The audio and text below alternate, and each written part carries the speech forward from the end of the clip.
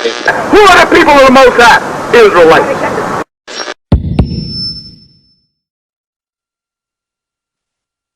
American Indian. If you're going to deal with justice, wait just a minute. If you're going to deal with justice, listen to what I'm going to say. Go ahead. If you're going to be a just people in this society, this land here really belongs to the so-called American Indian. Who took it right? That's justice.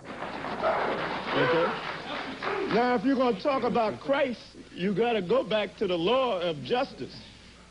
The Bible says if you move another man's plot, move his insignia from his plot of land, that is wrong, and you have to pay for that.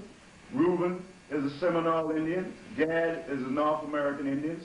Asher is the Brazilian Indians. Naphtali is the Argentinian Indians.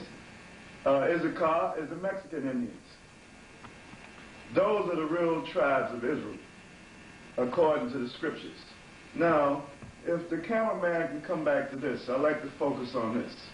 The real Jews are black, like this relief from the walls of the tombs of Egypt shows.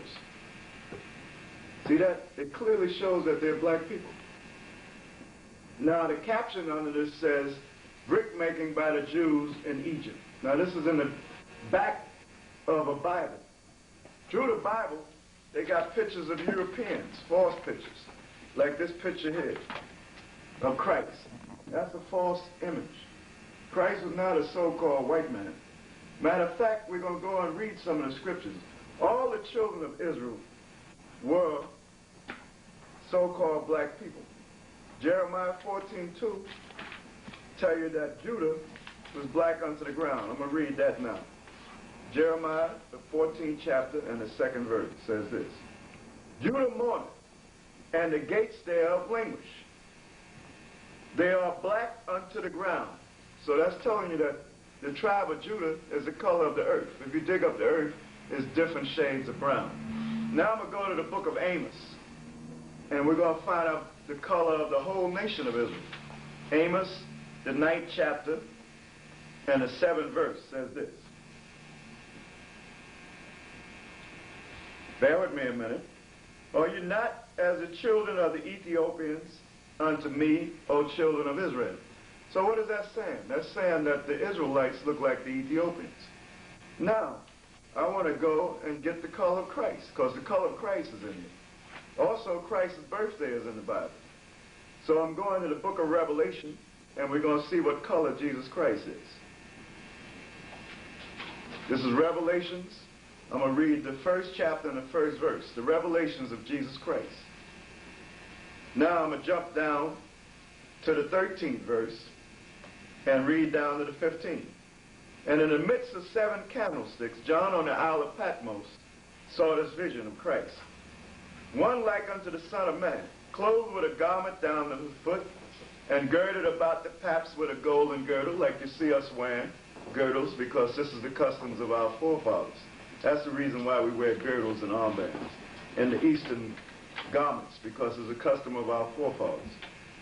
Now the 14th verse, his head and his hairs were white like wool. He had woolly hair, not like the image they show you, as white as snow, and he was fully gray. And his eyes were as a flame of fire. His eyes was red because he was a wine drinker. Like it alluded to him in the book of Genesis, the 49th chapter, it says his eyes would be red with wine. And his feet, in the 15th verse, like unto fine brass, as if they burnt in a furnace. So he was a very dark, brown-skinned man. Brass is brown, and if you burn it, it's very dark, meaning he's a very dark-skinned man. Now, I'm going to go from there and go to the book of Luke, and I'm going to read about Christ's birthday.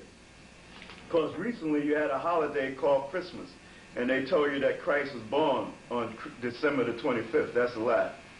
In the book of Luke, the 2nd chapter, and the 40th to the 42nd verse, it states this.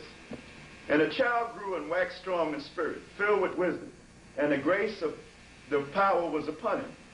Now his parents went to Jerusalem every year at the feast of Passover. Passover come in the springtime. And when he was 12 years old, meaning on his 12th birthday, they went up to Jerusalem after the custom of the feast. So that clearly states that Christ was born in the springtime on the Passover. Okay, now I'm going to pass it on to the next brother, Masha.